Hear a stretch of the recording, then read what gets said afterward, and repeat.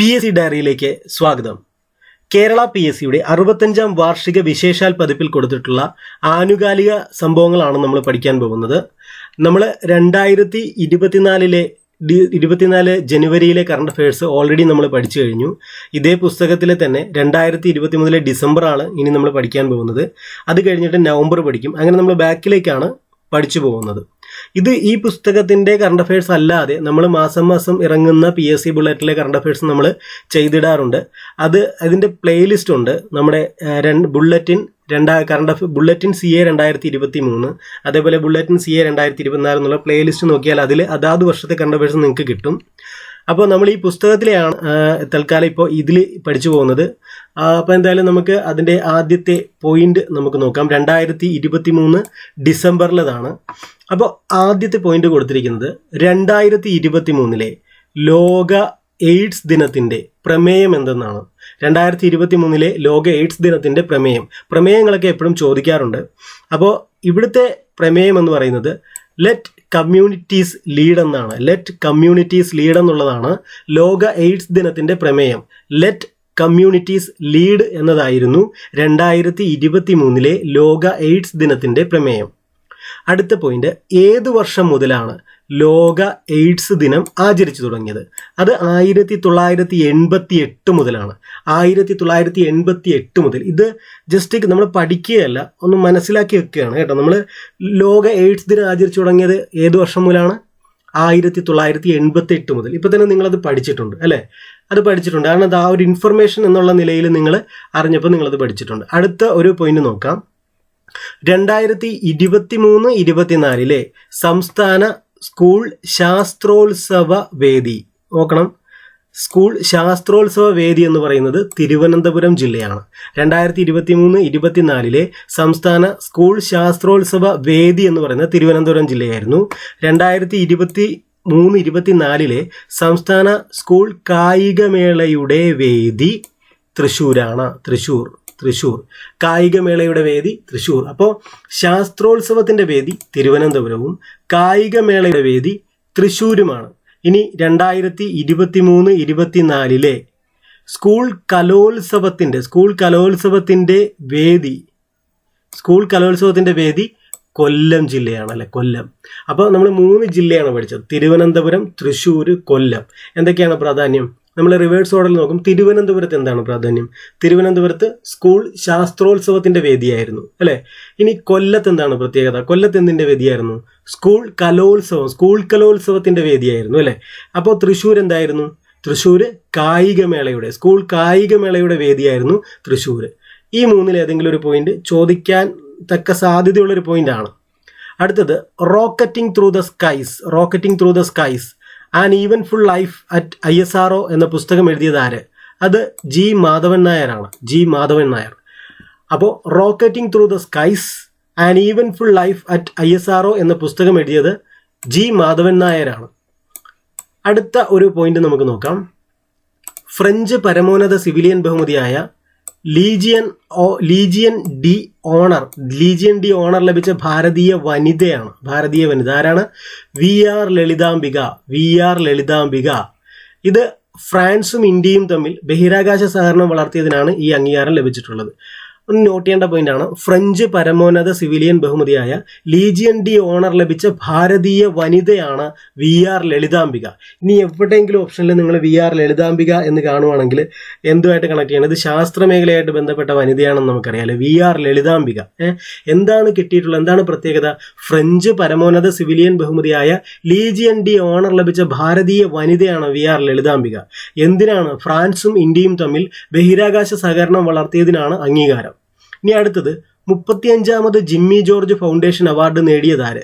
അത് മുരളി ശ്രീശങ്കറാണ്. എം ശ്രീശങ്കർ അല്ലെ, എം ശ്രീശങ്കർ അഥവാ മുരളി ശ്രീശങ്കർ.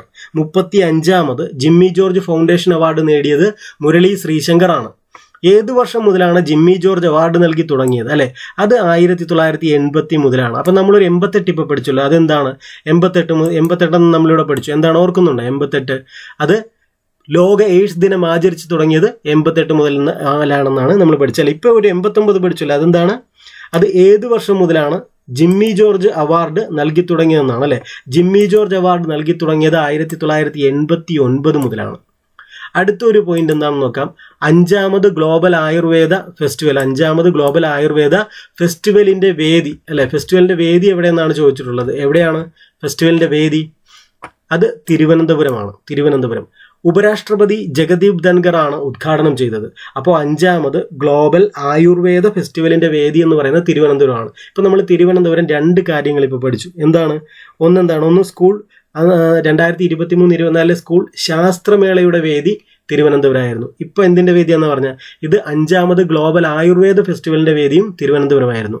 ആരാണ് അവിടെ അത് ഉദ്ഘാടനം ചെയ്തത്? ഉപരാഷ്ട്രപതി ജഗദീപ് ധൻഖർ ആണ്. ഇനി ജൽശക്തി മന്ത്രാലയം സംഘടിപ്പിക്കുന്ന ജൽ ഇതിഹാസ് ഉത്സവിന്റെ വേദി എവിടെയാണോ? അത് ന്യൂഡൽഹിയാണ്. ജൽശക്തി മന്ത്രാലയം സംഘടിപ്പിക്കുന്ന ജൽ ഇതിഹാസ് ഉത്സവിന്റെ വേദി അല്ലെ. ജൽ ഇതിഹാസ് ഉത്സവിന്റെ വേദി എന്ന് പറയുന്നത് ന്യൂഡൽഹിയാണ്. നമുക്ക് അടുത്ത പോയിന്റിലേക്ക് പോകാം. അടുത്ത പേജിലാണ് അടുത്ത പോയിന്റ് കിടക്കുന്നത്. നമുക്ക് നോക്കാം. ഈ ചാനൽ ഇതുവരെ സബ്സ്ക്രൈബ് ചെയ്തിട്ടില്ലെങ്കിൽ നിങ്ങൾ സബ്സ്ക്രൈബ് ചെയ്യണം. സബ്സ്ക്രൈബ് ചെയ്യാത്തവരാണ് കൂടുതലും കാണുന്നത് എന്നാണ് അനലിറ്റിക്സ് കാണിക്കുന്നത്. നിങ്ങൾക്ക് ഒരു നഷ്ടവും ഇല്ല. ഈ ചാനൽ സബ്സ്ക്രൈബ് ചെയ്യുന്നതുകൊണ്ട് ഒരു നഷ്ടവും വരില്ല. കാരണം നിങ്ങൾ ചാനലിൻ്റെ പ്ലേലിസ്റ്റ് നോക്കിയാൽ തന്നെ നിങ്ങൾക്ക് മനസ്സിലാവും. PSC പരീക്ഷകൾക്ക് ആവശ്യമായത് മാത്രമേ ഞാൻ ഇതിനകത്ത് അപ്ലോഡ് ചെയ്തിട്ടുള്ളൂ. അനാവശ്യമായിട്ട് ചവറ് കണക്കിനൊന്നും ഇട്ടിട്ടില്ല. ടോപ്പിക്കുകൾ സെലക്റ്റീവായിട്ട് തന്നെയാണ് ഇതിനകത്ത് എടുക്കുന്നത്. അതുകൊണ്ട് നിങ്ങൾ ധൈര്യമായിട്ട് ചാനൽ നിങ്ങൾ സബ്സ്ക്രൈബ് ചെയ്തോളൂ. ബെല്ലൈക്കളും എനേബിൾ ചെയ്തോളൂ. കാരണം നമ്മളിപ്പോൾ ഈ എടുത്തുകൊണ്ടിരിക്കുന്ന 65ാം വാർഷിക പതിപ്പില്ലേ, അതിലെ എല്ലാ ടോപ്പിക്കും കവർ ചെയ്യാൻ ഞാൻ ശ്രമിക്കുകയാണ്. അത് 1-2 ടോപ്പിക്ക് കിട്ടും. അപ്പോൾ ഇതിന് എല്ലാത്തിനും സമയം വേണമല്ലോ ഇടാൻ. അപ്പോൾ ഞാൻ എപ്പോൾ ഇത് അപ്ലോഡ് ചെയ്താലും നിങ്ങൾക്ക് കിട്ടുന്ന രീതിയിൽ നിങ്ങൾ നോട്ടിഫിക്കേഷൻ ഓൺ ചെയ്തിടുക. മാക്സിമം ഞാനിത് എൻ്റെ ഹെൽത്ത് പോലും മാറ്റി വെച്ചിട്ടാണ് ഞാൻ ഇത്രയും വീഡിയോ രാവിലെയും പകലും ഒക്കെ ആയിട്ടിരുന്ന് രാത്രിയൊക്കെ ആയിട്ടിരുന്ന് ചെയ്യുന്നത്. അതുകൊണ്ട് മാക്സിമം ആൾക്കാർ ഇത് കണ്ടാലാണ് ഞാനെടുത്ത എഫർട്ട് ഫ്രൂട്ട്ഫുൾ ആവുന്നത്. അതുകൊണ്ട് ഒരു റിക്വസ്റ്റ് ഉണ്ട്, നിങ്ങൾ ഈ വീഡിയോ നിങ്ങൾക്ക് ഇഷ്ടപ്പെട്ടാൽ നിങ്ങൾ നിങ്ങളുടെ സുഹൃത്തുക്കൾ വാട്സപ്പിലും അല്ലാതെയൊക്കെ നിങ്ങൾ ഷെയർ ചെയ്യുക. അപ്പോൾ നമുക്ക് അടുത്ത പോയിന്റ് നമുക്ക് നോക്കാം. അടുത്ത പോയിന്റ്, ആനയും ട്രെയിനും തമ്മിലുള്ള കൂട്ടിയിടി ഒഴിവാക്കാൻ ഇന്ത്യൻ റെയിൽവേ വികസിപ്പിച്ച AI അഥവാ ആർട്ടിഫിഷ്യൽ ഇൻ്റലിജൻസ് അടിസ്ഥാനമാക്കിയുള്ള സാങ്കേതിക വിദ്യയാണ്. നിർഭാഗ്യവശാൽ PSC അവിടെ അതിൻ്റെ ഉത്തരം കൊടുക്കാൻ മറന്നുപോയതോ വിട്ടുപോയതോ. അപ്പം നിങ്ങൾക്ക് ഈ ഉത്തരം അറിയാമെന്നുണ്ടെങ്കിൽ നിങ്ങൾ കമൻറ്റ് ചെയ്യുക. ഇതാണ് ചോദ്യം. ആനയും ട്രെയിനും തമ്മിലുള്ള കൂട്ടിയിടി ഒഴിവാക്കാൻ ഇന്ത്യൻ റെയിൽവേ വികസിപ്പിച്ച ആർട്ടിഫിഷ്യൽ ഇൻ്റലിജൻസ് അടിസ്ഥാനമാക്കിയുള്ള സാങ്കേതിക വിദ്യ ഏത്? അറിയാമെങ്കിൽ ഒന്ന് കമൻറ്റ് ചെയ്യുക. അടുത്ത 91ാമത് ഇന്റർപോൾ ജനറൽ അസംബ്ലിയുടെ വേദി എന്ന് പറയുന്നത് വിയന്നയാണ്. 91ാമത് ഇന്റർപോൾ ജനറൽ അസംബ്ലിയുടെ വേദി വിയന്ന ആയിരുന്നു അല്ലെ. 2023 പോയിന്റാണ് നമ്മൾ പഠിക്കുന്നത്. അടുത്തത് 2024 IPL താരലേലത്തിന് വേദിയാകുന്നത് ദുബായ് ആണ് അല്ലെ. ദുബായ് ഇപ്പോൾ IPL നടന്നുകൊണ്ടിരിക്കുകയാണ് അല്ലെ. IPL താരലേലം നടന്നത് എവിടെയായിരുന്നു? ദുബായിൽ. അത് 2023 നടന്നത് കൊച്ചിയിലായിരുന്നു അല്ലെ. 2023 IPL താരലേലം നടന്നത് കൊച്ചിയിലും 2024 അത് ദുബായിലുമാണ്. അടുത്തിടെ കേന്ദ്ര ആഭ്യന്തര മന്ത്രാലയത്തിനും മണിപ്പൂർ സർക്കാരിനുമൊപ്പം സമാധാന ഉടമ്പടിയിൽ ഒപ്പുവെച്ച സായുധ സംഘം ഏത്? അത് UNLF ആണ് അല്ലെ. എന്താണ് അതിൻ്റെ മുഴുവൻ പേര്? യുണൈറ്റഡ് നാഷണൽ ലിബറേഷൻ ഫ്രണ്ട് എന്നാണ്. യുണൈറ്റഡ് നാഷണൽ ലിബറേഷൻ ഫ്രണ്ട് അല്ലെ. നമുക്ക് മണിപ്പൂരിലെ ആ പ്രശ്നങ്ങളൊക്കെ നമ്മൾ പത്രത്തിലൊക്കെ കണ്ടതാണ് അല്ലേ. അപ്പം നോക്കാം. അടുത്തിടെ കേന്ദ്ര ആഭ്യന്തര മന്ത്രാലയത്തിനും മണിപ്പൂർ സർക്കാരിനുമൊപ്പം സമാധാന ഉടമ്പടിയിൽ ഒപ്പുവെച്ച സായുധ സംഘമാണ് UNLF, united national liberation front. അടുത്ത പോയിന്റ്, 40ാമത് കോസ്റ്റ് ഗാർഡ് കമാൻഡേഴ്സ് കോൺഫറൻസ് വേദി ന്യൂഡൽഹി അല്ലെ. ന്യൂഡൽഹി ആയിരുന്നു വേദി അല്ലെ. ഇത് ഓർത്തിരിക്കുക അല്ലെ. കോസ്റ്റ് ഗാർഡ് എന്ന് പറയുന്നത് തീരദേശവുമായി ബന്ധപ്പെട്ട ഗാർഡ് അല്ലേ, കോസ്റ്റ് ഗാർഡ് കമാൻഡേഴ്സ്. അപ്പോൾ കോസ്റ്റ് ഗാർഡ് കമാൻഡേഴ്സിന്റെ 40ാമത് വേദി അതേതെങ്കിലും ഒരു തീരദേശ സംസ്ഥാനത്തിന്റെ അവിടെ ആകേണ്ടിയിരുന്നു അല്ലെ. പക്ഷെ അതെവിടെ ഇപ്പോൾ കൊണ്ടുവച്ചിരിക്കുന്നത്? ന്യൂഡൽഹിയിൽ അല്ലെ. ന്യൂഡൽഹി തീരദേശമാണോ? അല്ല അല്ലെ. അപ്പോൾ ഏതെങ്കിലും ഒരു തീരദേശ സംസ്ഥാനത്ത് വെക്കേണ്ട സാധനം അവിടെ കൊണ്ട് വെച്ചു എന്ന് ഓർത്താൽ മതി അല്ലെ. അപ്പോൾ അത് ശരിയായില്ലല്ലോ എന്നൊക്കെ ഒന്ന് ഓർത്താൽ മതി. വെറുതെ ഇതൊക്കെ കണക്ട് ചെയ്യാൻ വേണ്ടിയിട്ട് പറയുന്നതേ ഉള്ളൂ. 40ാമത് കോസ്റ്റ് ഗാർഡ് കമാൻഡേഴ്സ് കോൺഫറൻസിന്റെ വേദി എവിടെയായിരുന്നു? ന്യൂഡൽഹി അല്ലെ. അപ്പോൾ അടുത്തത് ഇനിയിപ്പോൾ നിങ്ങൾ ഈ കോസ്റ്റ് ഗാർഡ് കമാൻഡേഴ്സ് ഈ ഒരു ക്വസ്റ്റ്യൻ നിങ്ങൾ വന്നു കഴിഞ്ഞാൽ നിങ്ങൾ ആലോചിക്കും അല്ലേ, കോസ്റ്റ് ഗാർഡ് അത് തീരദേശ സേനയാണല്ലോ, അത് എവിടെയായിരിക്കും വെച്ചത് എന്നും പറഞ്ഞപ്പോൾ ഞാനൊന്ന് പറയുകയും ചെയ്തു ന്യൂഡൽഹി എന്ന് പറഞ്ഞപ്പോൾ നിങ്ങൾക്ക് അങ്ങനെ കണക്ട് ചെയ്തിട്ട് ചിലപ്പോൾ ഓർത്തിരിക്കുക, ചിലപ്പോൾ ഓർമ്മയിലേക്ക് വരും. അപ്പോൾ ഇങ്ങനെയൊക്കെ ഓർമ്മയിലേക്ക് എക്സാമിൽ പ്രയോജനപ്പെടാനാണ് ഇങ്ങനെയൊക്കെ പറയുന്നത്. അടുത്ത പോയിന്റ് 2030 വേൾഡ് എക്സ്പോയ്ക്ക് അല്ലെ 2030 വേൾഡ് എക്സ്പോയ്ക്ക് വേദിയാകുന്നത് എവിടെയെന്നാണ്. അത് ഉത്തരം ദുബായാണ്. അപ്പോൾ ദുബായ് ഇപ്പോൾ 2 കാര്യങ്ങൾ പഠിച്ചു അല്ലേ. എന്തൊക്കെയാണ് ദുബായ് പഠിച്ച 2 കാര്യങ്ങൾ? ഇത് 2 പ്രാവശ്യം ദുബായ് വന്നിട്ടുണ്ട്. എന്താണ്? ഒന്ന് 2024 IPL താരലേലത്തിന് വേദിയാകുന്നത് ദുബായ് ആണെന്ന് പഠിച്ചു അല്ലേ. ഇപ്പോഴാ 2023 വേൾഡ് കപ്പ് എക്സ്പോയ്ക്ക് വേദിയാകുന്നത് ദുബായ്. നമ്മൾ കഴിഞ്ഞ പേജിൽ തിരുവനന്തപുരം പഠിച്ചു അല്ലെ. ഏതാണ് 2023-24 സ്കൂൾ ശാസ്ത്രമേളയ്ക്ക് വേദിയായത് തിരുവനന്തപുരം എന്ന് പഠിച്ചു. പിന്നെ 5ാമത് ഗ്ലോബൽ ആയുർവേദ ഫെസ്റ്റിവലിൻ്റെ വേദിയും അവിടെയാണെന്ന് പഠിച്ചു അല്ലേ. അപ്പോൾ നമ്മളിങ്ങനെ റിഫ്രഷ് ചെയ്തുകൊണ്ടിരിക്കണം, അപ്പോൾ നമ്മൾ മറന്നു പോകത്തില്ല.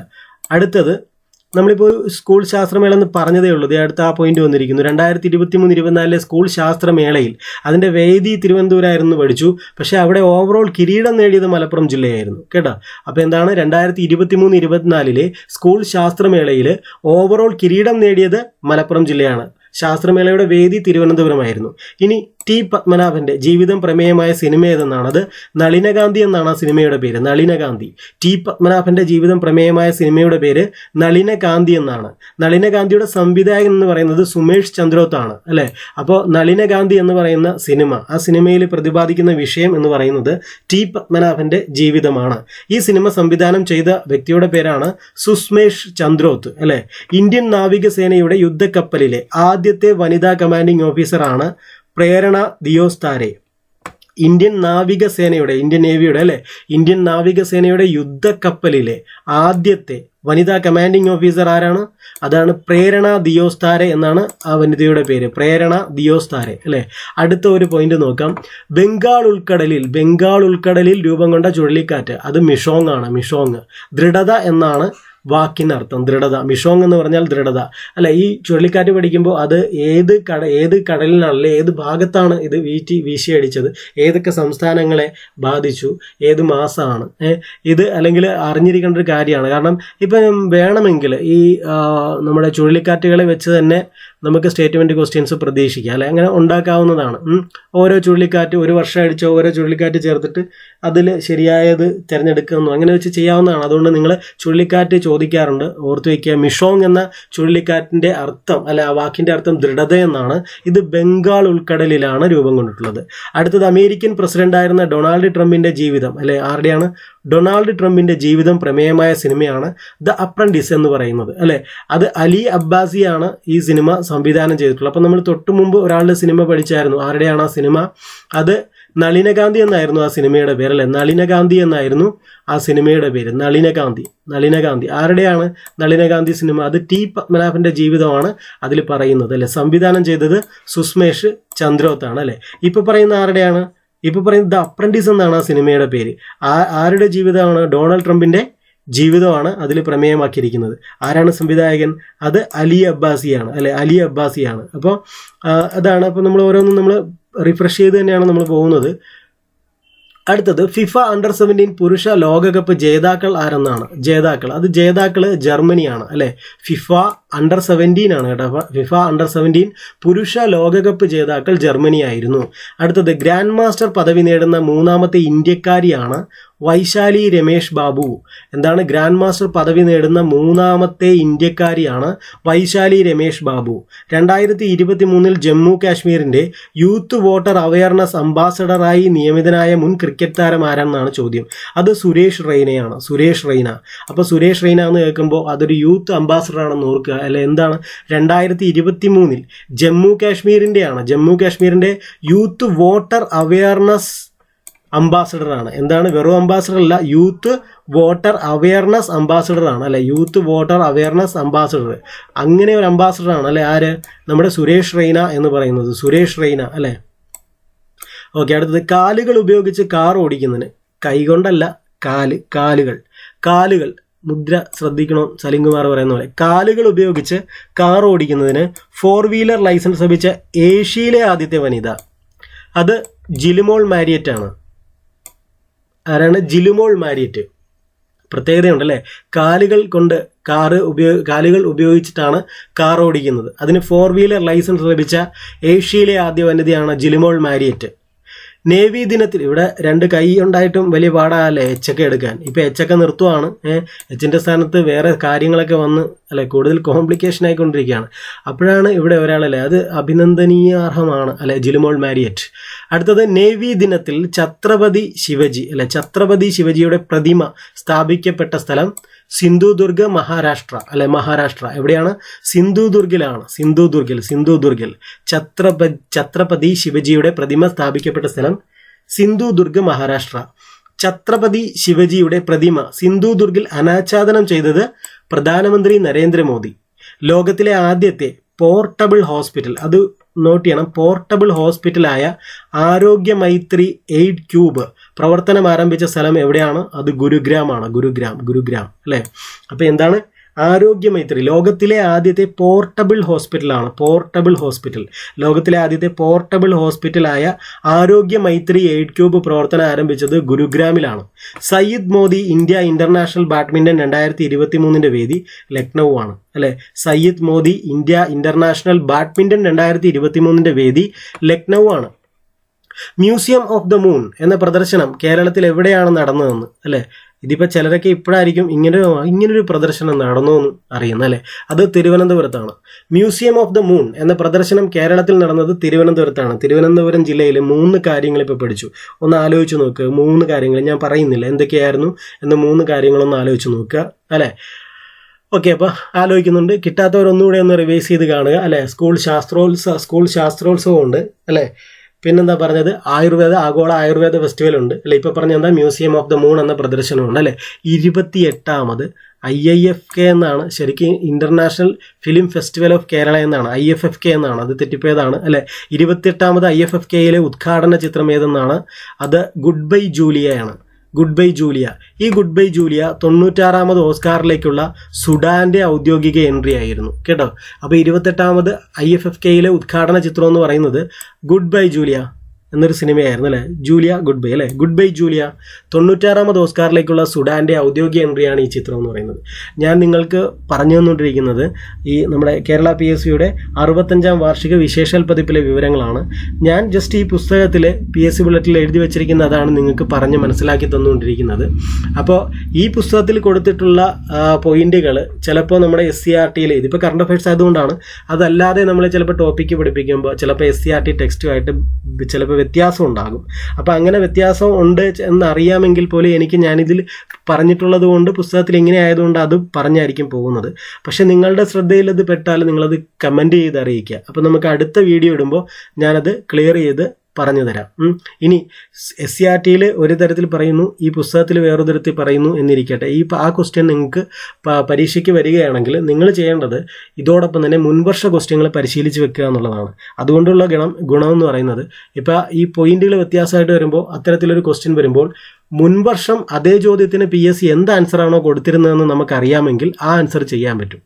അല്ലെങ്കിൽ നമ്മുടെ യുക്തി എന്ന് വെച്ചിട്ട് കൂടുതൽ പ്രാധാന്യം എനിക്ക് തോന്നുന്നു SCRTയിൽ പറഞ്ഞിരിക്കുന്നതാകുമ്പോൾ നമുക്ക് ചലഞ്ച് ചെയ്യാൻ പറ്റും. അപ്പോൾ SCRTക്ക് ഇമ്പോർട്ടൻസ് കൊടുക്കുന്നതായിരിക്കും നല്ലത്. അപ്പോൾ SCRTയിൽ എന്താണോ പറഞ്ഞിരിക്കുന്നത് അതായിരിക്കും എടുക്കുന്നതാണ്. SCRT എന്ന് പറയുന്നത് കുട്ടികൾ പഠിക്കുന്നതാണല്ലോ, അപ്പോൾ അതൊരു ആധികാരികമായിട്ട് നമുക്ക് ചലഞ്ച് ചെയ്യാൻ പറ്റുന്നതാണ്. അപ്പോൾ അതായിരിക്കും കുറേ കൂടി എളുപ്പം. അപ്പോൾ ഇത് കമൻറ്റ് ചെയ്ത് ചോദിച്ചുകൊണ്ടാണ് ഞാനിപ്പോൾ ഇത് പറയുന്നത്. നമുക്ക് അടുത്ത പോയിന്റ് നോക്കാം. കുഞ്ചൻ നമ്പ്യാർ സ്മാരക സമിതിയുടെ 2023 മഹാകവി കുഞ്ചൻ നമ്പ്യാർ പുരസ്കാരത്തിന് അർഹനായത് KG ശങ്കരപിള്ളയാണ്. കുഞ്ചൻ നമ്പ്യാർ സ്മാരക സമിതിയുടെ 2023 മഹാകവി കുഞ്ചൻ നമ്പ്യാർ പുരസ്കാരത്തിന് അർഹനായത് KG ശങ്കരപിള്ള. കേന്ദ്ര സാഹിത്യ അക്കാദമിയുടെ പുസ്തകമേളയായ പുസ്തകയാൻ 2003 വേദി അത് അവർ വിട്ടുപോയി. നിങ്ങൾക്കറിയാമെങ്കിൽ നിങ്ങൾ കമൻറ്റ് ചെയ്ത് അറിയിക്കുക. ഇപ്പോൾ 2 ക്വസ്റ്റ്യൻ ഞാനിങ്ങനെ ഇട്ടിട്ടുണ്ടല്ലേ. കേന്ദ്ര സാഹിത്യ അക്കാദമിയുടെ പുസ്തകമേളയായ പുസ്തകയാൻ 2023 വേദി അറിയാവുന്നവർ കമൻറ്റ് ചെയ്യുക. 2023 ഇന്ത്യ സന്ദർശിച്ച കെനിയൻ പ്രസിഡന്റ് ആരെന്നാണ് ചോദ്യം അല്ലേ.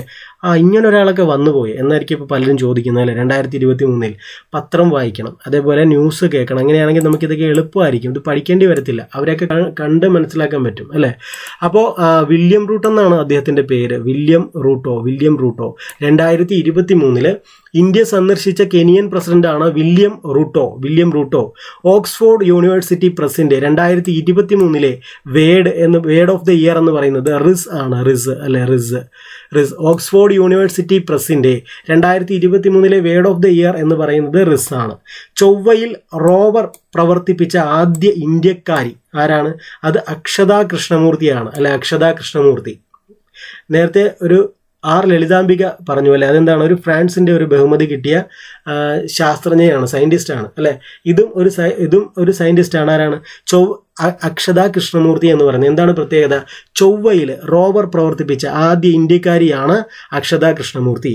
അടുത്തൊരു പോയിന്റാണ്, സിയാച്ചിനിൽ നിയമിക്കപ്പെട്ട ഇന്ത്യൻ കരസേനയിലെ ആദ്യത്തെ വനിതാ മെഡിക്കൽ ഓഫീസർ ആരാണ്? നല്ല പോയിന്റാണ് അല്ലെ. ക്യാപ്റ്റൻ ഗീതിക കൗള്. ശിവ ചൗഹാനാണ് ഇവിടെ നിയമിതയായ ആദ്യ വനിതാ ഓഫീസർ അല്ലേ. അപ്പൊ എന്താണെന്ന് നോക്കുക, രണ്ടും വ്യത്യാസമുണ്ട്. ഒന്ന് പറയുന്ന വനിതാ മെഡിക്കൽ ഓഫീസറാണ്, ഈ പറയുന്നത് വനിതാ ഓഫീസറാണ് അല്ലെ. രണ്ടും വ്യത്യാസമുണ്ട്. ഒന്നുകൂടെ നോക്കുക, ഒന്നുകൂടെ ശ്രദ്ധയോടെ കേൾക്കുക. സിയാച്ചിനിൽ നിയമിക്കപ്പെട്ട ഇന്ത്യൻ കരസേനയിലെ ആദ്യത്തെ വനിതാ മെഡിക്കൽ ഓഫീസറാണ് ക്യാപ്റ്റൻ ഗീതിക കൗൾ. ശിവ ചൗഹാനാണ് ഇവിടെ നിയമിതയായ ആദ്യ വനിതാ ഓഫീസർ. അപ്പോൾ ആദ്യത്തെ വനിതാ ഓഫീസർ, സിയാച്ചിനിൽ നിയമിക്കപ്പെട്ട ഇന്ത്യൻ കരസേനയിലെ ആദ്യത്തെ വനിതാ ഓഫീസർ ആരെന്ന് ചോദിച്ചാൽ അത് ശിവ ചൗഹാൻ. ആദ്യത്തെ വനിതാ മെഡിക്കൽ ഓഫീസർ എന്ന് ചോദിച്ചാൽ അത് ക്യാപ്റ്റൻ ഗീതിക കൗൾ. ഇനി 2023 വേൾഡ് ടെക് ബോൾ ചാമ്പ്യൻഷിപ്പിന്റെ വേദി എന്ന് പറയുന്നത് തായ്ലൻഡാണ് അല്ലേ. 2023 വേൾഡ് ടെക് ബോൾ ചാമ്പ്യൻഷിപ്പിന്റെ വേദി തായ്ലൻഡ്. നമുക്ക് ഈ ഡിസംബറിൽ അത് 2 ക്ലാസ്സിൽ തീരും. അത്രേ ഉള്ളൂ. 2 ക്ലാസ്സിൽ തീർക്കാവുന്ന കാര്യം ഡിസംബറിലുള്ളൂ, ഇതിനകത്ത് കൊടുത്തിട്ടുള്ളൂ. അപ്പം നമുക്ക് ഇനി നമ്മളിവിടെ അപ്ലോഡ് ചെയ്യുന്ന എല്ലാ വീഡിയോസിൻ്റെയും പരീക്ഷ നമ്മൾ ടെലഗ്രാം ചാനലിൽ നടത്താറുണ്ട്. അപ്പോൾ നിങ്ങൾ താല്പര്യമുള്ള ആൾക്കാർ ടെലഗ്രാം ചാനലിൻ്റെ ലിങ്ക് ഡിസ്ക്രിപ്ഷൻ ബോക്സിൽ കൊടുത്തിട്ടുണ്ട്, അതുവഴി ജോയിൻ ചെയ്യുക. നമ്മൾ വെറുതെ ഇങ്ങനെ ക്ലാസ് എടുത്ത് പോവുകയല്ല, കാരണം അങ്ങനെ ക്ലാസ് എടുത്ത് പോയിട്ട് കാര്യമില്ല. നിങ്ങൾക്ക് റിസൾട്ട് കിട്ടണമെങ്കിൽ ഇത് റിവിഷൻ ചെയ്യണം. റിവിഷൻ ചെയ്ത് എക്സാം ഇടുന്നുണ്ട് നമ്മൾ, അപ്പോൾ നിങ്ങൾക്കത് കൂടുതൽ ഗുണം ചെയ്യും റിവിഷൻ ചെയ്യുമ്പോൾ. അങ്ങനെയാണ് നമ്മൾ പോകുന്നത്. അപ്പോൾ 2023 ദക്ഷ മിഷൻ ആരംഭിച്ച സംസ്ഥാനം ഏതെന്നാണ് ചോദ്യം. ദക്ഷ മിഷൻ ആരംഭിച്ച സംസ്ഥാനം ബീഹാർ ആണ്. Dynamic approach for knowledge and skills എന്നതിൻ്റെ പൂർണ്ണ രൂപമാണ് ദക്ഷ് അല്ലെ. അപ്പം ദക്ഷിൻ്റെ അല്ലെ, Daksh four knowledge and skills, Daksh അല്ലെ. അപ്പം ദക്ഷ് എന്ന് ചുരുക്കി എഴുതിയിരിക്കുന്ന ഇതാണ് dynamic approach for knowledge and skills എന്നതിൻ്റെ പൂർണ്ണ രൂപമാണ് ദക്ഷ എന്ന് പറയുന്നത് അല്ലേ, ദക്ഷ്. അപ്പോൾ ബീഹാറാണ് ദക്ഷ മിഷൻ ആരംഭിച്ച സംസ്ഥാനം ബീഹാറാണ്. അപ്പോൾ ദക്ഷ എന്ന് പറഞ്ഞ് ചുരുക്കെടുത്താണ് dynamic approach for knowledge and skills അല്ലേ. അങ്ങനെയാണത് വിശദീകരിച്ചെഴുതുന്നത്. അടുത്തത് ജാതിവിരുദ്ധ പ്രവർത്തകനായ ഇയോത്തിദാസ് പണ്ഡിതരുടെ പ്രതിമ അനാച്ഛാദനം ചെയ്ത സംസ്ഥാനം എന്ന് പറയുന്നത് തമിഴ്നാടാണ്. അപ്പോൾ എന്താണ്? ജാതി വിരുദ്ധ പ്രവർത്തകനായ ഇയോത്തിദാസ് പണ്ഡിതരുടെ പ്രതിമ അനാച്ഛാദനം ചെയ്ത സംസ്ഥാനമാണ് തമിഴ്നാട്. 2023 സൈബീരിയൻ കടുവകളെ എത്തിച്ച Padmaja Naidu Himalayan zoological park സ്ഥിതി ചെയ്യുന്ന സംസ്ഥാനം പശ്ചിമ ബംഗാൾ. നമ്മൾ ബംഗാൾ, ഇത് വെറുതെ ഓർത്തിരിക്കാൻ വേണ്ടി പറയുന്നതാണ്. നമ്മൾ ബംഗാൾ ടൈഗർ എന്നൊക്കെ പറഞ്ഞ് ചില ആൾക്കാരെ നമ്മൾ പഠിക്കാറുണ്ടല്ലോ അല്ലെ, ബംഗാൾ ടൈഗർ. അപ്പോൾ ബംഗാളിൽ ടൈഗർ, അപ്പോൾ ടൈഗർ ബംഗാളിലുണ്ട് അല്ലെ. അപ്പോൾ ടൈഗർ ബംഗാളുമായിട്ട് കണക്റ്റഡ് ആണോ നേരത്തെ. അപ്പോൾ ഇവിടെയും പറയുന്നത് എന്താ? ടൈഗർ, കടുവ അല്ലെ. സൈബീരിയൻ കടുവകളാണ് അല്ലെ. സൈബീരിയൻ കടുവകളെയും എങ്ങോട്ടായി എത്തിച്ച? ബംഗാളിലേക്ക്, പശ്ചിമ ബംഗാളിലേക്ക്. 2023 സൈബീരിയൻ കടുവകളെ എത്തിച്ച Padmaja Naidu Himalayan zoological park. ആ പാർക്ക് ഏതാണ്? Padmaja Naidu Himalayan zoological park സ്ഥിതി ചെയ്യുന്ന സംസ്ഥാനം എന്ന് പറയുന്നത് പശ്ചിമ ബംഗാളാണ്. അടുത്തത് സംസ്ഥാനത്തെ എല്ലാ ജില്ലകളിലും PM കോളേജ് ഓഫ് എക്സലൻസ് അല്ലെ. എന്താണ് PM കോളേജ്? പ്രൈം മിനിസ്റ്റേഴ്സ് എന്നുള്ളതാണ്. PM കോളേജ് ഓഫ് എക്സലൻസ് സ്ഥാപിക്കാൻ തീരുമാനിച്ച സംസ്ഥാനം എന്ന് പറയുന്നത് മധ്യപ്രദേശാണ്. സംസ്ഥാനത്തെ എല്ലാ ജില്ലകളിലും PM കോളേജ് ഓഫ് എക്സലൻസ് സ്ഥാപിക്കാൻ തീരുമാനിച്ച സംസ്ഥാനം മധ്യപ്രദേശാണ് അല്ലേ. നിങ്ങൾക്ക് ഈ ചാനൽ പ്രയോജനപ്പെടുന്നുണ്ടെങ്കിൽ നിങ്ങൾ തീർച്ചയായിട്ടും ലൈക്ക് ചെയ്യണം. പിന്നെ നേരത്തെ പറഞ്ഞ പോലെ നിങ്ങളുടെ സുഹൃത്തുക്കൾക്ക് ഷെയർ ചെയ്യണം. എങ്കിലും ഞാനെടുക്കുന്ന എഫർട്ട് എല്ലാവരിലും എത്തിയാലേ ഇതിനൊരു പ്രയോജനം കിട്ടൂ.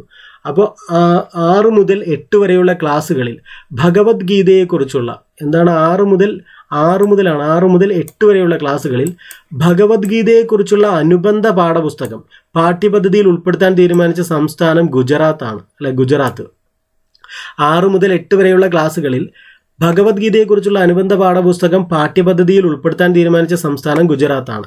2023 ഇൻട്രാ ഡിസ്ട്രിക്ട് ഹെലികോപ്റ്റർ സർവീസ് ആരംഭിച്ച സംസ്ഥാനം ഉത്തർപ്രദേശാണ്. അതായത് ഉത്തർപ്രദേശ് എന്ന സംസ്ഥാനത്തിനുള്ളിൽ തന്നെ ഹെലികോപ്റ്റർ സർവീസ് ആരംഭിച്ചിട്ടുണ്ട് അങ്ങോട്ടും ഇങ്ങോട്ടും. ഇപ്പം നമ്മുടെ കേരളം വാടകയ്ക്കെടുത്തൊരു ഹെലികോപ്റ്റർ ഉണ്ട്, അതല്ലാതെ ഹെലികോപ്റ്റർ സർവീസ് ഒന്നുമില്ല അങ്ങോട്ടും ഇങ്ങോട്ടും യാത്ര ചെയ്യുന്നതിന് വേണ്ടിയിട്ട് സർവീസ് ഇല്ല. നമ്മളതിന് ട്രെയിനിനെ തന്നെയാണ് ആശ്രയിക്കുന്നത്. പക്ഷേ ഇവിടെ അതല്ല പറയുന്നത്. 2023 ഇൻട്രാ ഡിസ്ട്രിക്റ്റ് ആണ്, കണ്ട, ജില്ലകൾക്കിടയ്ക്കാണ്. ആ സംസ്ഥാനത്തിൽ തന്നെ ഇൻട്രാ ഡിസ്ട്രിക്ട് ഹെലികോപ്റ്റർ സർവീസ് ആരംഭിച്ച സംസ്ഥാനം ഉത്തർപ്രദേശാണ്. ഉത്തർപ്രദേശ് അത് വലിയൊരു സംസ്ഥാനമാണ്. നമ്മ കാർഗോ ട്രക്ക് സർവീസ് ആരംഭിച്ച സംസ്ഥാനം കർണാടകമാണ്. ഈ നമ്മ എന്നൊക്കെ കാണുമ്പോൾ നമ്മൾ വിചാരിക്കും തമിഴ്നാടാണെന്ന് അപ്പം നമ്മ എന്ന് ചേർത്തിട്ടാണ് ഇത് നോട്ട് ചെയ്യുക, തമിഴ്നാടുമായിട്ട് തെറ്റിപ്പോകും. അപ്പം നമ്മ കാർഗോ ട്രക്ക് സർവീസ് ആരംഭിച്ച സംസ്ഥാനം കർണാടകം. ഗുസ്തി താരം KD യാദവിൻ്റെ ജന്മദിനം സംസ്ഥാന കായിക ദിനമായി ആചരിക്കാൻ തീരുമാനിച്ച സംസ്ഥാനം മഹാരാഷ്ട്രയാണ്. മഹാരാഷ്ട്ര ഛത്രപതി ശിവജിയുമായി ബന്ധപ്പെട്ട് നമ്മൾ എന്തൊക്കെയോ മഹാരാഷ്ട്രയിൽ പഠിച്ചിരുന്നു, ഓർക്കുന്നുണ്ടോ നോക്കുക. മഹാരാഷ്ട്ര. ഗുസ്തി താരം KD യാദവിൻ്റെ ജന്മദിനം സംസ്ഥാന കായിക ദിനമായി ആചരിക്കാൻ തീരുമാനിച്ച സംസ്ഥാനം എന്ന് പറയുന്നത് മഹാരാഷ്ട്രയാണ്. മഹാരാഷ്ട്ര. ഇന്ത്യയിൽ ആദ്യമായി അന്തർവാഹിനി ടൂറിസം ആരംഭിക്കാൻ തീരുമാനിച്ച സംസ്ഥാനം ഗുജറാത്താണ്. ഗുജറാത്ത്. എന്താണ് അന്തർവാഹിനി ടൂറിസം ആരംഭിക്കാൻ തീരുമാനിച്ച സംസ്ഥാനം എന്ന് പറയുന്നത് ഗുജറാത്താണ്. ഗുജറാത്ത് നമ്മൾ ഒന്നുകൂടെ പഠിച്ചു. എന്താണ്? 6 മുതൽ 8 വരെയുള്ള ക്ലാസ്സുകളിൽ ഭഗവത്ഗീതയെക്കുറിച്ചുള്ള അനുബന്ധ പാഠപുസ്തകം പാഠ്യപദ്ധതിയിൽ ഉൾപ്പെടുത്താൻ തീരുമാനിച്ച സംസ്ഥാനം എന്ന് നമ്മൾ പഠിച്ചു. നമ്മൾ പഠിച്ചു. അപ്പോൾ നമ്മൾ അടുത്ത ഒരു പോയിന്റ് നമുക്ക് നോക്കാം. 2024 സീസണിലേക്കുള്ള ഇന്ത്യൻ വനിതാ പ്രീമിയർ ലീഗ് ലേലത്തിൻ്റെ വേദി എന്ന് പറയുന്നത് മുംബൈയാണ്. 2024 സീസണിലേക്കുള്ള ഇന്ത്യൻ വനിതാ പ്രീമിയർ ലീഗാണ്, IPL. ഇത് വനിതയാണ്, വനിതാ പ്രീമിയർ ലീഗ്. മറ്റേ നമ്മൾ ആദ്യം പഠിച്ചത് എന്തായിരുന്നു? ദുബായിൽ 2024 നടന്നത്. അത് IPLൻ്റെ താരമല്ല, അത് പുരുഷന്മാരുടെയാണ്. അതിന് മുമ്പ് നടന്നിരുന്നു പറഞ്ഞത് കൊച്ചിയിലാണ് 2023. ഇപ്പോൾ ഇവിടെ പറയുന്ന 2024 സീസണിലേക്കുള്ള ഇന്ത്യൻ വനിതാ പ്രീമിയർ ലീഗിൻ്റെ ലേലത്തിൻ്റെ വേദി എന്ന് പറയുന്നത് മുംബൈ ആയിരുന്നു. രണ്ടും തമ്മിൽ തെറ്റിപ്പോകരുത്. ഇന്ത്യ ഇൻ്റർനെറ്റ് ഗവേണൻസ് ഫോറം 2023 വേദി എന്ന് പറയുന്നത് ന്യൂഡൽഹിയാണ്. ന്യൂഡൽഹി നമ്മൾ മറ്റൊരു കാര്യത്തിന് പഠിച്ചിരുന്നു. എന്താണ്? കോസ്റ്റ് ഗാർഡുമായി ബന്ധപ്പെട്ട ഒരു സമ്മേളനത്തിൻ്റെ കാര്യം അത് പഠിച്ചിരുന്നു. അപ്പം നമ്മളിങ്ങനെ എവിടെയെങ്കിലും ഇപ്പോൾ നിങ്ങൾ ഇത്രയും പഠിച്ചപ്പോൾ ഇത്ര സംസ്ഥാനങ്ങൾ റിപ്പീറ്റ് ചെയ്ത് വന്നിട്ടുണ്ട്. നിങ്ങളൊരു ബുക്കുമായിട്ടിരിക്കാൻ ഞാൻ പറഞ്ഞിരുന്നു. അപ്പോൾ ഈ സ്ഥലങ്ങൾ ഇപ്പോൾ ന്യൂഡൽഹി എന്ന് എഴുതി വെച്ച 2 പോയിന്റ് ഇന്ന് ന്യൂഡൽഹിയായിട്ട് ബന്ധപ്പെട്ട് വരുന്നു. മഹാരാഷ്ട്രയായിട്ട് ബന്ധപ്പെട്ട് 2 പോയിന്റ് വന്നു. തിരുവനന്തപുരമായിട്ട് ബന്ധപ്പെട്ട് 3 പോയിന്റ് വന്നു. അപ്പോൾ ഇതൊക്കെ നിങ്ങൾക്ക് റിഫ്രഷ് ചെയ്യാൻ പറ്റുന്നുണ്ടെങ്കിൽ അതൊക്കെ എളുപ്പമായിരിക്കും. അങ്ങനെ വേണം നമ്മൾ പഠിക്കാൻ വേണ്ടി. ഇപ്പോൾ ഇതൊക്കെ തന്നെ വരണമെന്നില്ല, പക്ഷേ പഠനത്തിൻ്റെ സ്ട്രാറ്റജി നമുക്ക് അങ്ങനെ വേണം ചെയ്യാൻ. അതായത് നമ്മൾ ഉത്തരത്തിൽ നിന്നും ചോദ്യത്തിലേക്ക് പോകുന്ന ഒരു സ്ട്രാറ്റജിയാണ് ഞാൻ എപ്പോഴും പ്രോത്സാഹിപ്പിക്കുന്നത്. ഇപ്പോൾ മുംബൈ കേട്ടു. ഇപ്പോൾ മുംബൈയിൽ എന്താണ് ഇന്ന് പിടിച്ചതിൻ്റെ പ്രാധാന്യം? അത് 2024 സീസണിലേക്കുള്ള ഇന്ത്യൻ വനിതാ പ്രീമിയർ ലീഗ് ലേലത്തിൻ്റെ വേദി എന്ന് പറയുന്ന മുംബൈ ആയിരുന്നു. അപ്പോൾ അടുത്ത് നോക്കാം. ഇപ്പോൾ ന്യൂഡൽഹി പറഞ്ഞു. അടുത്ത് നോക്കാം. 2023 ഗോൾഡൻ ബോയ് പുരസ്കാരം നേടിയത് ജൂഡ് ബെല്ലിംഗ്ഹാം ആണ്. 21 വയസ്സിന് താഴെയുള്ളതും യൂറോപ്പിൽ നിന്നുള്ളവരുമായവർക്കാണ് പുരസ്കാരത്തിന് അർഹത. 2023 ഗോൾഡൻ ബോയ് പുരസ്കാരം നേടിയത് ജൂഡ് ബെല്ലിംഗ്ഹാം. ചിലതൊക്കെ കേൾക്കുമ്പോഴേ അതൊന്നും വരാനുള്ള സാധ്യതയില്ല. അടുത്ത് നോക്കാം. BBC-യുടെ ചെയർമാനായി നിയമിതനാകുന്നത് സമീർ ഷായാണ്. BBC-യുടെ ചെയർമാനായി നിയമിതനാകുന്നത് സമീർ ഷാ. ഇത് 2023 ഡിസംബറിലെ വിഷയമാണ്. ഇനി നിങ്ങൾ പരീക്ഷയ്ക്ക് പഠിക്കാൻ പോകുമ്പോൾ എപ്പോഴും ഇങ്ങനെ ചെയർമാനായെന്നൊക്കെ പഠിക്കുമ്പോൾ അത് പരീക്ഷയോട് അടുത്ത് പഠിക്കുന്നതായിരിക്കും എപ്പോഴും നല്ലത്. കാരണം ചെയർമാൻ സ്ഥാനമൊക്കെ എപ്പോഴും മാറാറുണ്ട്. ആദ്യ ഏഷ്യൻ റേഞ്ചർ ഫോറം 2023 വേദി എന്ന് പറയുന്നത് ഗുവാഹത്തിയാണ്. ആദ്യ ഏഷ്യൻ റേഞ്ചർ ഫോറം 2023 വേദി ഗുവാഹത്തി. 109ാമത് ഇന്ത്യൻ സയൻസ് കോൺഗ്രസ് വേദി ഫഗ്വാര, പഞ്ചാബ്. ഇത് നോട്ട് ചെയ്യണം. കാരണം നമ്മുടെ ഇപ്പോൾ സയൻസ് കോൺഗ്രസ് ഒക്കെ നിർത്തലാക്കിക്കൊണ്ടിരിക്കുകയാണ്. ആവശ്യത്തിന് കൊടുക്കാൻ ഫണ്ടില്ല എന്ന് പറഞ്ഞിട്ട് കേന്ദ്ര സർക്കാർ അത് നടത്തണ്ട എന്നുള്ള തീരുമാനത്തിലേക്കൊക്കെ എത്തുന്നുണ്ട്. അപ്പോൾ അത് പറ്റില്ല, നടത്തണം എന്നുള്ള പ്രശ്നങ്ങളൊക്കെ ഉയർത്തിക്കൊണ്ട് വരുന്നുണ്ട്. ശരിക്കും പറഞ്ഞാൽ ഇന്ത്യൻ സയൻസ് കോൺഗ്രസ് എല്ലാ വർഷവും നടക്കണം. സയൻസ് എന്നാൽ ശാസ്ത്ര പ്രതിഭകളെ വാർത്തെടുക്കാനും ശാസ്ത്ര രംഗത്തുള്ള പുരോഗതി അറിയാനും ഒക്കെ സഹായിക്കുന്നുണ്ട്. പിന്നെ ശാസ്ത്രം ജനകീയവൽക്കരിക്കാനൊക്കെ ഇത് ഒത്തിരി സഹായിക്കും. അതുകൊണ്ട് 109ാമത് ഇന്ത്യൻ സയൻസ് കോൺഗ്രസിൻ്റെ വേദി എവിടെയാണെന്ന് ഓർക്കുക. ഫഗ്വാര എന്ന് പറയുന്ന സ്ഥലം. അതെവിടെയാണ്? പഞ്ചാബിൽ. പഞ്ചാബിലാണ്. ഫഗ്വാര എന്ന് പറയുന്ന സ്ഥലം പഞ്ചാബിലാണ്. ഒരു ദിവസം കൊണ്ട് ഏറ്റവും കൂടുതൽ GI ടാഗ് നേടിയ സംസ്ഥാനം എന്ന് പറയുന്നത് ഉത്തരാഖണ്ഡാണ്. അതൊരു റെക്കോർഡാണ് അല്ലെ, ഉത്തരാഖണ്ഡ് GI ടാഗ് അല്ലെ. ഒരു ദിവസം കൊണ്ട് ഏറ്റവും കൂടുതൽ GI ടാഗ് നേടിയ സംസ്ഥാനം ഉത്തരാഖണ്ഡാണ്. 2023 time magazine person of the year ആയി തിരഞ്ഞെടുക്കപ്പെട്ടത് ടൈലർ സ്വിഫ്റ്റ് ആണ്. അമേരിക്കൻ ഗായികയാണ് ടൈലർ സ്വിഫ്റ്റ് എന്ന് പറയുന്നത്. Taylor Swift 2023 time magazine person of the year ആയി തിരഞ്ഞെടുക്കപ്പെട്ടത്. ടൈം മാഗസിൻ ഇതൊക്കെ എപ്പോഴും ശ്രദ്ധിക്കപ്പെടുന്ന ഒരു പോയിന്റ് ആണല്ലേ. ഇങ്ങനെ പേഴ്സൺ ഓഫ് ദ ഇയർ ആയിട്ട് ഓരോരുത്തരെ ലോകത്തിൽ നിന്നും തിരഞ്ഞെടുക്കാറുണ്ട്. 2023 തിരഞ്ഞെടുത്തത് അമേരിക്കൻ ഗായികയായിട്ടുള്ള ടൈലർ സ്വിഫ്റ്റ് ആണ്. ടൈലർ സ്വിഫ്റ്റിനെ അല്ലേ. അത് 2023 time magazine athlete of the year ആയി തിരഞ്ഞെടുക്കപ്പെട്ടത് ലയണൽ മെസ്സി ആണ്. Lionel Messi 2023 time magazine athlete of the year Lionel Messi. അതേപോലെ person of the year Taylor Swift. ഇനി ക്ലബ്ബായി തിരഞ്ഞെടുത്തിട്ടുണ്ട്. 2023 ടൈം മാഗസിൻ ക്ലബ്ബായി തിരഞ്ഞെടുത്തത് ഇന്റർ മിയാമിയാണ്. Inter Miami. അപ്പോൾ എന്താണ് 2023 time magazine person of the year ആയി തിരഞ്ഞെടുത്തത് ടൈലർ സ്വിഫ്റ്റ്, അമേരിക്കൻ ഗായിക. അത്ലറ്റ് ഓഫ് ദ ഇയർ ആയിട്ട് 2003 തിരഞ്ഞെടുത്തത് ലയണൽ മെസ്സി. അതേപോലെ ടൈം മാഗസിൻ ക്ലബ്ബായിട്ട് തിരഞ്ഞെടുത്തത് ഇന്റർ മിയാമിയാണ്. 2023 യുനെസ്കോയുടെ ഇൻടാഞ്ചിബിൾ കൾച്ചറൽ ഹെറിറ്റേജ് ലിസ്റ്റിൽ ഉൾപ്പെട്ട കലാരൂപമാണ് ഗർഭ എന്ന് പറയുന്ന കലാരൂപം അല്ലെ. ഗർഭ ഇന്ത്യയിൽ നിന്ന് ലിസ്റ്റിൽ ഉൾപ്പെട്ട 15ാമത് കലാരൂപമാണിത്. ഗുജറാത്തിലാണ് ഇതിന് പ്രചാരമുള്ളത്. ഇവിടെ ഇമ്പോർട്ടൻ്റ് എന്ന് പറയുന്നത് ഇത് 2023 യുനെസ്കോയുടെ ഇൻടാഞ്ചിബിൾ കൾച്ചറൽ ഹെറിറ്റേജ് ലിസ്റ്റിൽ ഉൾപ്പെട്ട കലാരൂപം അല്ലെ എന്ന് പറയുന്നത് ഗർഭയാണ്. അപ്പം ഇത് ചോദിക്കാൻ സാധ്യതയുള്ളൊരു പോയിന്റാണ്. യുനെസ്കോ അതേപോലെ തന്നെ നമ്മുടെ റംസാർ സൈറ്റ് അല്ലെ, ഇതൊക്കെ പുതിയതായിട്ട് വരുമ്പോൾ നമ്മൾ നോക്കണം. അതൊക്കെ ചോദിക്കാൻ സാധ്യതയുണ്ട്. അപ്പോൾ 2023 യുനെസ്കോയുടെ ഇൻടാഞ്ചിബിൾ കൾച്ചറൽ ഹെറിറ്റേജ് ലിസ്റ്റിൽ ഉൾപ്പെട്ട കലാരൂപം എന്ന് പറയുന്നത് ഗർഭനൃത്തമാണല്ലേ. ഗർഭ ഇന്ത്യയിൽ നിന്ന് ലിസ്റ്റിൽ ഉൾപ്പെട്ട 15ാമത് കലാരൂപമാണ്. ഈ നമ്പറിന് വളരെയധികം പ്രാധാന്യമുണ്ട്. 15ാമത് കലാരൂപമാണിത്. ഗുജറാത്തിലാണ്. ഗർഭ ഗുജറാത്തിലാണെന്ന് നമ്മൾക്ക് അറിയാം അല്ലേ. കുറച്ചാളായിട്ട് PSC പഠിക്കുന്ന ആൾക്കാർക്ക് അറിയാം ഗർഭ നൃത്തം എന്ന് പറയുന്നത് ഗുജറാത്തിലാണ്. ലോക വെയ്റ്റ് ലിഫ്റ്റിംഗ് ചാമ്പ്യൻഷിപ്പ് 2023 വേദി നിങ്ബോയാണ്. നിങ്ബോ ലോക വെയ്റ്റ് ലിഫ്റ്റിംഗ് ചാമ്പ്യൻഷിപ്പ് 2023 വേദി നിങ്ബോ. അത് ചോദിക്കാൻ സാധ്യതയൊന്നും കാണുന്നില്ല. ഒബ്സ്ട്രക്റ്റിംഗ് ദ ഫീൽഡ് രീതിയിൽ വിക്കറ്റായ ആദ്യ ബംഗ്ലാദേശ് താരം മുഷ്ഫീഖർ ഖാനാണ്. ഒബ്സ്ട്രക്റ്റിംഗ് ദ ഫീൽഡ് രീതിയിൽ വിക്കറ്റായ ആദ്യ ബംഗ്ലാദേശ് താരം മുഷ്ഫീഖർ ഖാനാണ്. ഇന്ത്യ ഇന്റർനെറ്റ് ഗവേണൻസ് ഫോറം 2023 വേദി ന്യൂഡൽഹിയാണ്. നമ്മൾ ഒരു പ്രാവശ്യം നമ്മൾ പഠിച്ചതാണ് അല്ലേ. ഇത് മുകളിൽ നമ്മൾ പഠിച്ചിട്ടുണ്ട്, ഒരു പ്രാവശ്യം നമ്മൾ പഠിച്ചിട്ടുണ്ട്. അടുത്ത ഒരു പോയിന്റ് എന്ന് പറയുന്നത് 2023 നാഷണൽ ക്രൈം റെക്കോർഡ്സ് ബ്യൂറോ പുറത്തുവിട്ട റിപ്പോർട്ട് പ്രകാരം രാജ്യത്തെ ഏറ്റവും സുരക്ഷിത നഗരം എന്ന് പറയുന്നത് കൊൽക്കത്തയാണ് അല്ലെ, വെസ്റ്റ് ബംഗാളിലാണ്. 2023 നാഷണൽ ക്രൈം റെക്കോർഡ്സ് ബ്യൂറോ പുറത്തുവിട്ട റിപ്പോർട്ട് പ്രകാരം രാജ്യത്തെ ഏറ്റവും സുരക്ഷിത നഗരം കൊൽക്കത്ത. 2024 കോപ്പ അമേരിക്ക ഫുട്ബോൾ ടൂർണമെന്റിന് വേദിയാകുന്നത് USA ആണ് അല്ലെ. അമേരിക്ക USA അല്ലെ, യുണൈറ്റഡ് സ്റ്റേറ്റ്സ് ഓഫ് അമേരിക്ക. അപ്പോൾ 2024 കോപ്പ അമേരിക്ക ഫുട്ബോൾ ടൂർണമെന്റിന്റെ വേദി എന്ന് പറയുന്നത് USA തന്നെയാണ്. USA തന്നെ കോപ്പ അമേരിക്ക വേദി USA. 2023 BR അംബേദ്കറുടെ വാക്സ് പ്രതിമ സ്ഥാപിച്ച മ്യൂസിയമാണ്. മ്യൂസിയം എവിടെയാണ്? അത് ജയ്പൂറാണ്.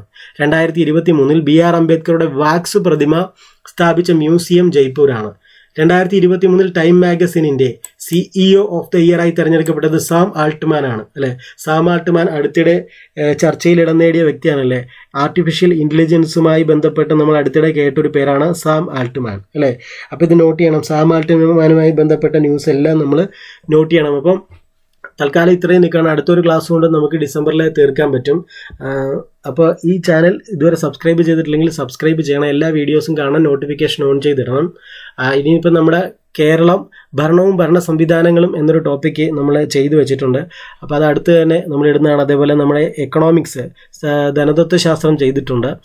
നിങ്ങൾ പറഞ്ഞ ടോപ്പിക്കുകളാണ് ഞാൻ എടുത്തിട്ടുള്ളത്. നിങ്ങൾക്ക് ഇനിയും ഏതൊക്കെയാണ് ടോപ്പിക്ക് വേണ്ടത് അത് ടൈപ്പ് ചെയ്തെടുക്കുക. സയൻസ് അതേപോലെ ഉണ്ട്. അപ്പോൾ എന്തായാലും അടുത്ത് തന്നെ അതൊക്കെ ഇടുന്നുണ്ട്. പിന്നെ നമ്മുടെ സ്റ്റേറ്റ്മെൻറ്റ് ക്വസ്റ്റ്യൻസ് നിർത്തുന്നില്ല. അത് 20 വരെ ഉണ്ട്. അത് നമ്മളിപ്പോൾ 6 വരെ ആയിട്ടുള്ളൂ. അതും ഇത് മിക്സ് ചെയ്തിട്ടൊക്കെ ഇടുന്നുണ്ട്. കാരണം എല്ലാത്തിനും സമയം വേണമല്ലോ. അപ്പോൾ നിങ്ങൾ ചാനൽ ഫോളോ അപ്പ് ചെയ്യുക. Thank you.